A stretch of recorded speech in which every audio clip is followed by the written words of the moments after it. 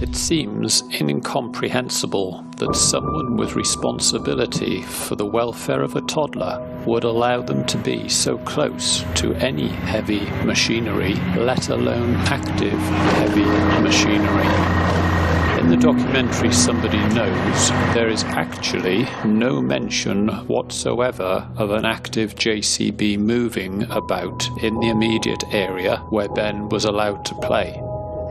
If the JCB was active in that area on the lunchtime Ben disappeared, you could only reasonably assume that it became active, unchecked by the Needham family, after Ben had been left to play in the area.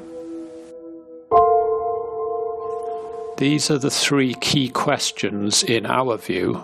Answer these and you will solve the Ben Needham case. Regarding Stephen and his motorbike, why is there a significant difference between the same question asked of Stephen and then of his father, Eddie Needham? He sat on me, but I've never actually drove on the roads with him, because he only sits right on the edge of it. But Simon used to take him on the bike. But then he used to stand up on the fairing and hold on and for rides and that. So Steve used to take him around the island? Stephen, yeah, his dad, Simon, used to take him on the bike. He loved it. He were mad for it, really. Question 2. Eddie says, we knew Stephen wouldn't have taken Ben without telling us. So why did Eddie and Christine fail to raise the alarm with Cost Police for hours after Ben went missing? When you all assumed that Stephen had taken him, it wasn't so far-fetched, really? No, I mean, because the only stupid thing about it was that we knew that he wouldn't have took him without telling us. Question 3. Who removed Ben's 2 toy cars and his wet shorts hanging to dry on the tree? I took this road with Ben in the pushchair, holding some cars to play with. My son Danny was walking with me, and also the dog, the corgi dog. Christine, Ben's grandmother, says she never gave a thought to these missing items. Does that not appear very strange to you? The theory that gypsies abducted Ben seems very difficult to accept. If gypsies did abduct Ben, would they have seriously bothered walking up to the farmhouse back door, remove his wet shorts from the tree and pick up Ben's 2 toy cars? Back at the house, Ben's shorts had disappeared. Like his 2 toy cars, they were never found. I thought I saw some, Kiddy's toy, man. That's done. That's not Ben's. No? No. He only had 2 cars, 2 little cars, and never found them, never seen them. Well, I didn't look for them, but never thought any more about them till you just said that, about a toy. What, he had them here with him? Yeah, he brought 2 cars with him, 2 dinky cars. Well, where did they go then? No idea. This does not take into consideration A, the family dog was with Ben and would bark at anyone, and B, the Greek lady sitting opposite confirmed she saw nobody that lunchtime leave the farmhouse other than Stephen on his motorbike. Up on the right-hand side, there's a farm where an old couple keep chickens. That day, the old lady sat up here, looking down on the lane. She told police she saw Stephen leave on his motorbike, and she did not see anyone else. The Gypsy Theory is even less likely in our view when in the documentary it is suggested Ben must have wandered off down the lane and was then abducted from the lane itself. Once Ben was not found, new theories began quickly to emerge.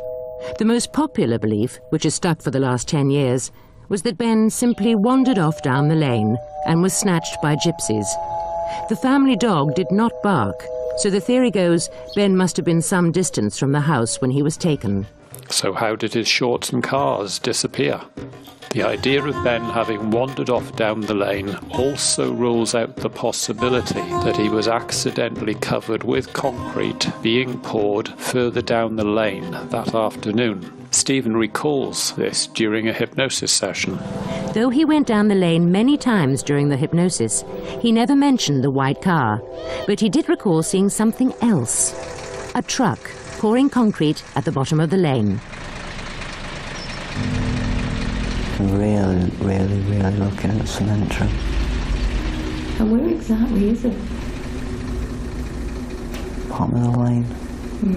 We make no apology for repeating the significance of the missing 2 toy cars and Ben's shorts. Until I became involved in this case, nobody was really talking much about these items. In our view, this is a key aspect to solving this case.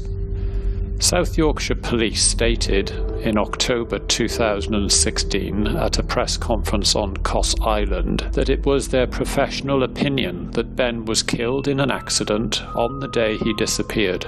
They went further. They suggested that material belonging to Ben was removed from the farmhouse on or shortly after the day that Ben met with the accident. It appears this relates to a car that was possibly Ben's. The police officer completely fails to mention anything about what happened to Ben's missing shorts. My team and I know that machinery, including a large digger, was used to clear an area of land on the 24th of July 1991, behind the farmhouse that was being renovated by the Needhams. It is my professional belief that Ben Needham died as a result of an accident near to the farmhouse here in Heracles, where he was last seen playing. The recovery of this item and its location further adds to my belief that material was removed from the farmhouse on or shortly after the day that Ben disappeared. Material was removed from the farmhouse on or shortly after the day that Ben disappeared. Material was removed from the farmhouse on or shortly after the day that Ben disappeared. Perhaps South Yorkshire Police are suggesting that having accidentally killed Ben, the perpetrator then decided to make it look like an abduction committed by gypsies. The perpetrator then removed the 2 toy cars. That, in our view, makes the Gypsy Theory even less likely because, as we have already said, for a gypsy to walk up to the farmhouse back door where members of the Needham family were sitting on the other side would seem totally crazy. On the 28th of March 2018, Kerry, Ben's mother, appeared on a British television daytime show called Loose Women. She was asked whether she thought Ben was still alive. She said she believed what South Yorkshire Police believed. And do you believe he was telling the truth? South Yorkshire Police do. So I believe them. You know, they're absolutely amazing, dedicated officers, very passionate about finding the answers for us. We've worked very closely with them for years, and if they believe that, then I have to believe they searched, of course, for the body. If they believe that, then I have to believe that. The last communication I had with Kerry, I discovered she was living in Turkey with her brother Danny. As I have said in our other videos, I've recently sought the cooperation of the Needham family, specifically to ask them certain key questions and to allow Stephen the opportunity to respond to the issue regarding his motorbike.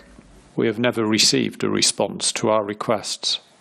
Since 2016, the website operated on behalf of Kerry has continued to seek financial donations from viewers from all around the world. The website states donations are welcome to help Kerry. Your donation will help with all her expenses in connection with the campaign.